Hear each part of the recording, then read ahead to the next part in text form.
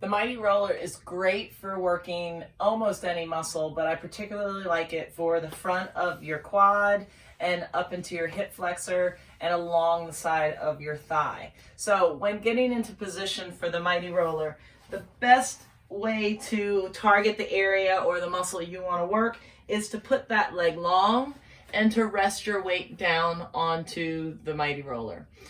If you have the shoulder stability, or if you don't have any pain in this position holding yourself up with your shoulders, then you can use this position with your elbows on the ground. Just make sure you're not sinking into your shoulders as you're resting onto the Myt-Roller. We really want to make sure we're pushing away from the ground at all times so that we're maintaining a good position and protecting ourselves, even if we are strong enough to be able to hold ourselves up there.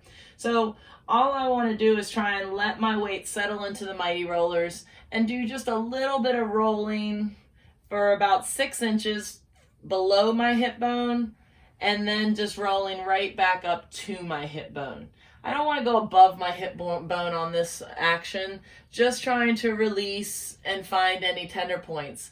If I do find some tender points, I'm going to stop there, focus on pushing away from the ground as I let my foot and my legs settle onto the roller.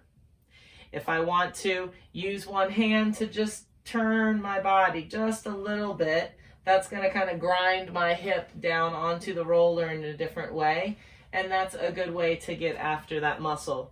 You could also work on lifting the leg a little bit, even flexing the knee and lifting up, just to produce a little bit of massage on that muscle and in that area.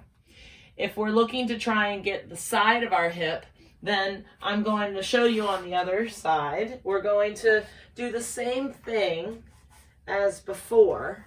We just want to settle onto it. And sometimes I find a good yoga block goes a long way to keeping your shoulder nice and happy.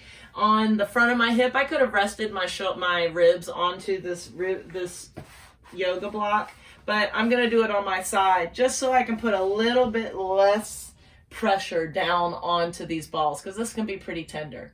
So as we're here, we want to just settle onto it. If that is way too much tension and it's just too painful for you to bear, you could use something a little higher to help you take some of the weight off of it. Note that the leg that I'm not rolling should be in front and the knee should always be lifted up. Make sure you're not pinching yourself down and around. That can cause pulling on our back and just bad positions. So we want to keep our body nice and square to whichever position we're facing.